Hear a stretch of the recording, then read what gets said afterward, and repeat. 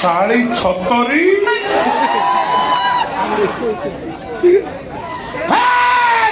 ଶଳା ମାଳି ପାଟି ଭିଲିଆନର ମେଡିସିନ ଦେଇ ସାରେ କଥା ହବ।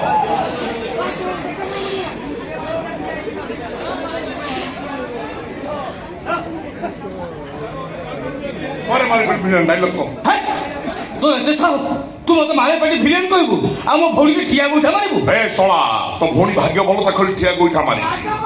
ତାକୁ କହ ମୋ ଆଖି ଆଗରୁ ପଳେଇ ଯିବ ନହେଲେ ତା ଗୋଡଟାକୁ ଓପାଡ଼ି ଦେଇକିରି ତନ୍ଦୁରୀ କରି ଖାଇବି। ଦେଖୁଛୁ ଏ ବାଳିକାର ସାହସ କେତେ ଦେଖୁଛୁ?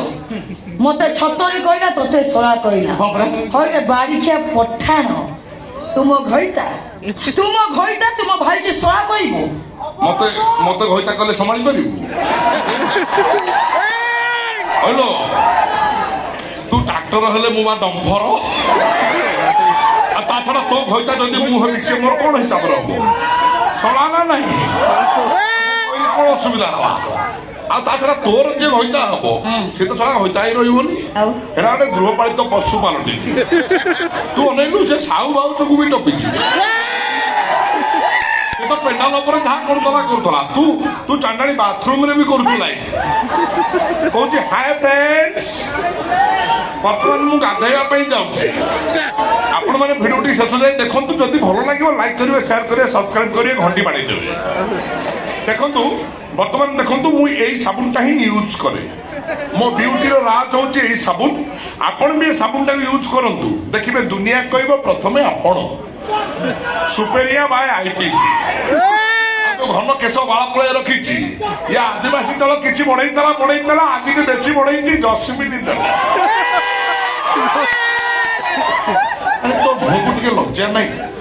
ଏଇଟା ଟଙ୍କା ପାଇବୁ ବୋଲି ଗୋଟେ ଘରର ବୋହୁ ହେଇଛୁ, ତୁ ନାହିଁ ଦେଖେଇକି ଇନଷ୍ଟା କରି ୟୁଟ୍ୟୁବରେ ଛାଡୁଛୁ। ସେଇଥିପାଇଁ ତ ମୋର ବହୁତ ଡିମାଣ୍ଡ। କାହିଁକି ନା ମୁଁ ୟୁଟ୍ୟୁବ କୁଇନ୍ ନା ମୋ ଭଦ୍ର। କଣ ମୁଁ କହିବି ତୁ ଜାଣିଲୁ? ଭାସ୍କର ତୁ ଯାହା ଭାବୁଛୁ ମୁଁ କହିବି ବୋଲି ତୁ ହଉଛୁ ତା। ତତେ କଣ କୁହାଯିବ ଜାଣିଛୁ? କଣ କୁହାଯିବ? ତତେ କୁହାହବ ଦୋଚାରୁଣୀ, କାରିଆଣୀ, ଘଇତା ଖାଇ, ଅପସଂସ୍କରୀ, ପାର ବୁଲି, ଛତର ଖାଇ, କଞ୍ଚା ଓଡିଆରେ ବେ ଆରୁଟା କହିବି।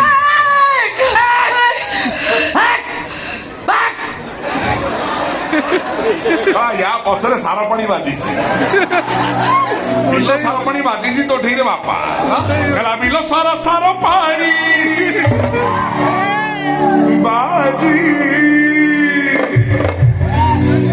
ଦେହ ମୋର କୁଣ୍ଡେଇ ହେଲାଣି। ଗଲଗଲ ଲାଗେ ସସଲ ଲାଗେ କୁଣ୍ଡେଇ ହେଲାଣି। ଗଲଗଲ ଲାଗେ ସସଲ ଲାଗେ କୁଣ୍ଡେଇ ହେଲାଣି। ବିଲ ସାର ପାଣି ବାଜି ଦେହ କୁଣ୍ଡେଇ ହେଲାଣି। ଦି ଜଣ ଯାକ କୁଣ୍ଡା କୁଣ୍ଡି ହଉଛ। ଭାବରେ ଗୀତ ଗାଉଛୁ କଣ ଭାବରେ ନାଇଁ? ତୁ କିନ୍ତୁ ଭାବରେ ତାର କୁଣ୍ଡଉଥିଲୁ। ସେ ଆମେ କୁଣ୍ଡେଇ ହଉଥିଲୁ, ଆମକୁ ଭଲ ଲାଗୁଥିଲା। ଆଉ ତୁ ଭାଇ ଭଦ୍ରଟା ତୋର କୁଣ୍ଡେଇ ହଉନି। ନା ମୋର କିଛି ନାହିଁ। କୁଣ୍ଡେଇ ହଉନି ତୋ ସତ କଥା ଖୋଲିବେ କଣ?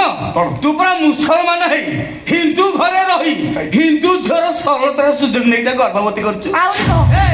ତତେ କଣ କୁହାଯିବ? ତୁ କୁଣ୍ଡେଇ ହଉ। ତମେ କଣ କହିଲ? ମୁସଲମାନ? ହଁ।